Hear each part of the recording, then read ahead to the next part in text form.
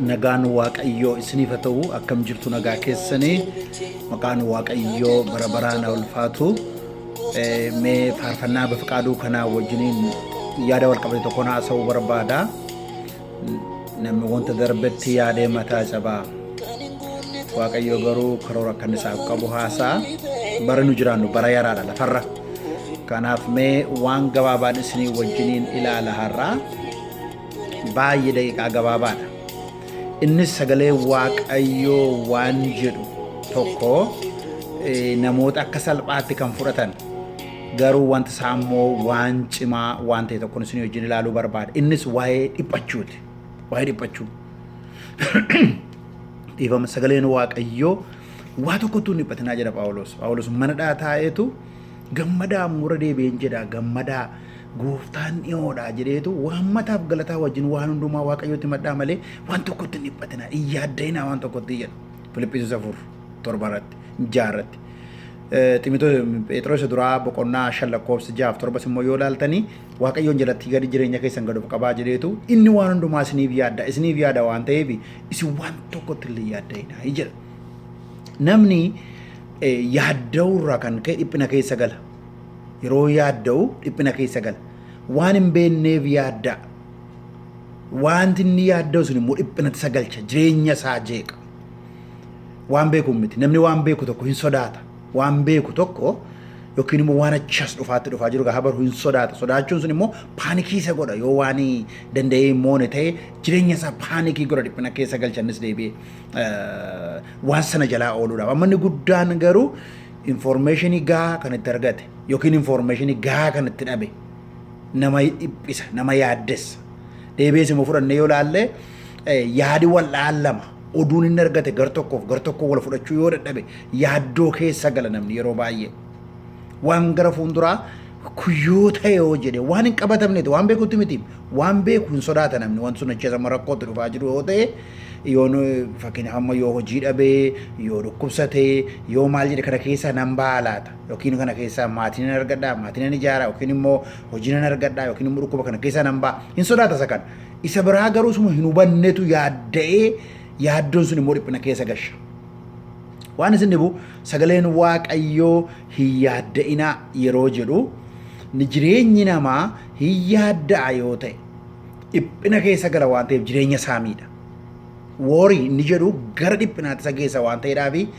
yaadi inni sammuutti yaade foonsaa dhiphisuu jalqaba amma namni yaadda'a yoo ta'e waan isin dhibu jireenyi isaa irriballee hin qabu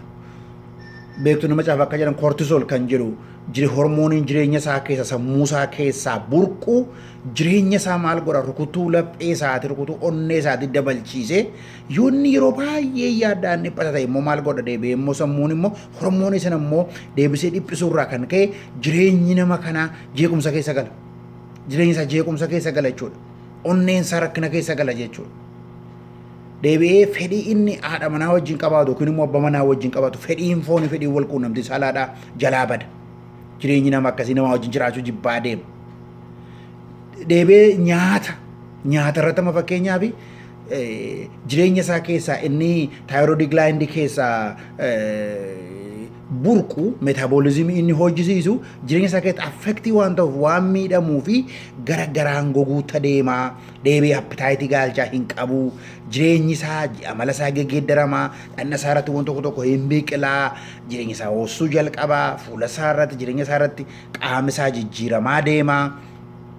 deebi'ee sammuu isaa keessatti inni waa yaadachuudhaaf waa stoorii godhee waan dadhabuuf waa tokko yaadachuu dadhaba amma namni biyya kanaa namoota biyya alaa baay'ee waa yaadatan maaliif yaaddoo dhiphinni waan jiruuf waan tokko yaadachuu dadhaba yeroo baay'eedhaaf jireenyi namoota akkasii jireenyi namoota yaadda'anii qaama isaanii dabalaa deema dipireeshinii keessa galuutu dhufa waan ta'eedhaaf qaama isaaniitu dabalaa jireenya isaanii irratti dhiibbaa adda addaa fidaa deema kun hundumtuu rifeensa isaanii bubuqqa'uu jalqaba keessumatti kan obboleettotaa yoo ta'e deebi'ee immoo baak eek maanani dhukkuba duddaatu jalqaba wanta kanaa yoo itti fufe maan nammagaa sodaan dhiphinni yaaddoon warroonni kun wal qabatanii yaadda'uudha kan kenni dhiphata sodaa jira deebi'ee paanikii gochuu jira waan kana keessaa yoo ba'uu baate yookiin hin lolaa yookiin hin baqata kanarraa kan ka'e maal ta'a jireenyi isaa waan ammas ni jira dhukkuba foonii isaa jireenya isaa fuula depressionii keessa galcha. Yeroo baay'ee namooti waan sadii irraa kan ka'e dhiphatu waan sadii irraa kan ka'e inni tokko murtoo kennuu dadhabu.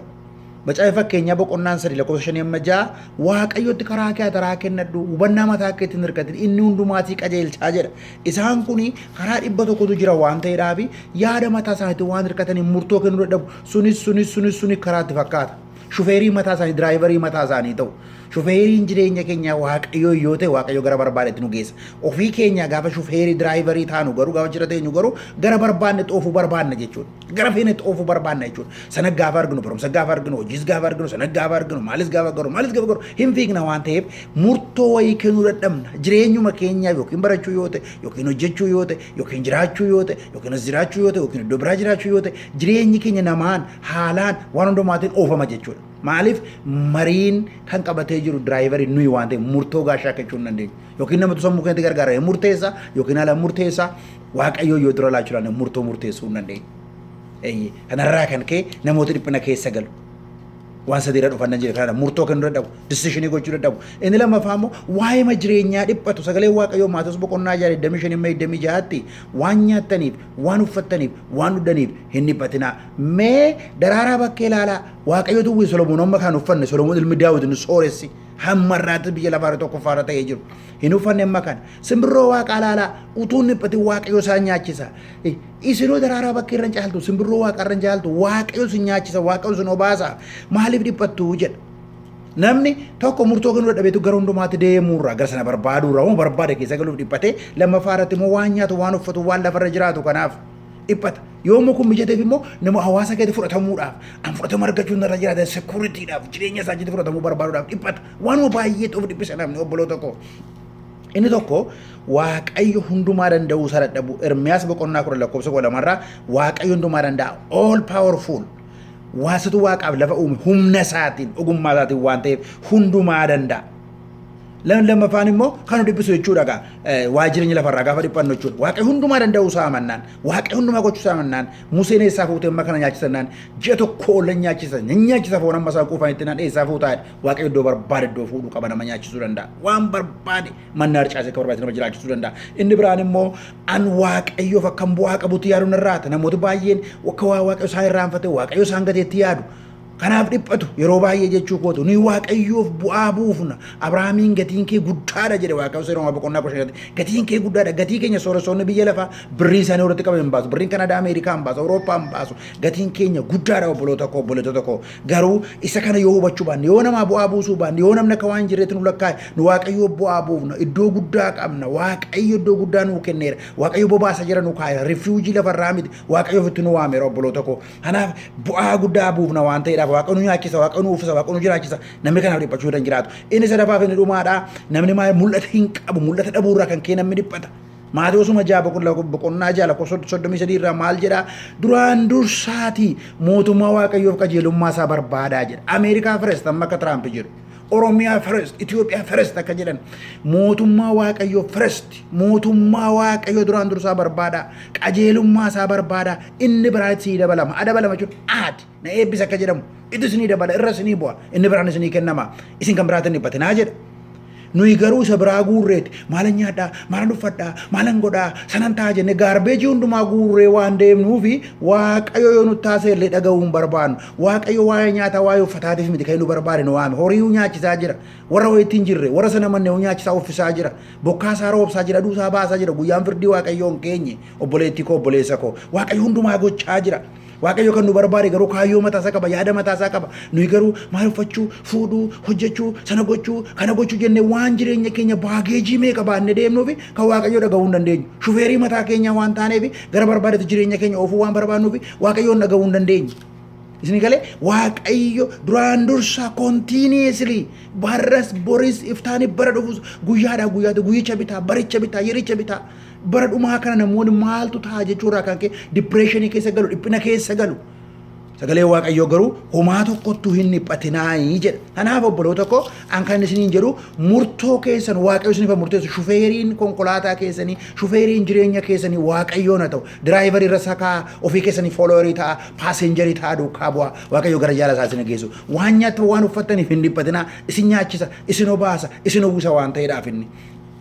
Deebi'ees immoo mul'ata hin dhabinaa isa barbaachisu barbaada isa olii barbaada isa caalu barbaada mootummaa Waaqayyoo barbaada qajeelummaa isaa barbaada nagaa isaa barbaada jaala isaa barbaada inni biraan itti dabalama akkuma na eebbisa mana si eebbisa bultitti si eebbisa jireenya si eebbisa maal kun hundumtuu immoo yoo hafe Waaqayyoon erga nu jiraachise yoo hojjechuu yoo barachuun yoo wanti hundumtuu waanuma ittiin hojii argachuudhaaf baranna miti ittumaa nyaachuudhaaf hojjenna miti obboloota koo kaayyoo Waaqayyo nu barbaadeef qaba nu isaaf impoortaantiidha nu isaaf iddoo guddaa nu kennera Waaqayyo nu gatii guddaa qabna dhiiga isaatiin warra nu biteedha waan ta'eedhaaf mootummaa isaa bal'isna hojii isaa hojjenna inni immoo keenya hojjeta waan tokkotti dhiphachuun nurra hin jiraatu mee baageejii isa waa'ee murtuu waan meeqarre sana jennu haa dhiifnu deebi'ee immoo akkamittiin jiraadha maaliin jiraadha eessan jiraadha haa dhiifnu deebiinee immoo mul'ata haa qabaannu mootummaa Waaqayyoo isa olisa duraa barbaannu jireenya keenya dhukkuba keessan gashin jireenya keenya dhukkuba keessa yaaddoo keessan gashin maaliif amma sila gara waan sagalee immoo kudhanii isinitti meera maaliif jireenyi keenya maaliif nagaan argatu maaliif jireenya hin qabaatu Waaqayyoo hojii isaatiif erga nu barbaade erga nu jiraachise obboleettii koo obboleessa koo maaliif dhiphanne jireenya keenya paanikii keessa of gashin waanuma argine maaliif naa deemnu baay'ee namoota raatuu maraatu ta'u bara dhumaa kanatti waan achi as dhufu eeguurraa nu ijoollee Waaqayyoo garuu warra sammuu buufne warra sammuu qabnudha gooftaanis naa eebbisu jireenya keessan Waaqayyo irratti murteessu waan nyaatan uffataniif hin dhiphatinaa deebi'ee immoo mul'ata qabaadhaa yaaddoon qabaatinaa waan tokkotti yaadda'inaa inni isiniif yaada waan hundumaa irratti gataa manadhaa kee taa'eetu gammadaa gooftaa ture hundumaa isiniin jedha akka jedhu isin immoo manadhaan jirtan warra manadhaa jirtan iyyuu hin dhiphatinaa yaadda'inaa Waaqayyo manadhaatii isin baasa fooniin warra hidhaman wayya baay'ee namoota hafuura isaa jireenya isaatti hidhamee jira warra hafuuraaf jireenyaa hidhamanii jiran maqaa gooftaa Yesuus Kiristoosiin galgala kana Waaqayyo hiiku kolfaa gammadaa nagaa gabaadhaa mul'ata keessan solee Waaqarraatidha shaaloom gooftaan isin haa eebbisu.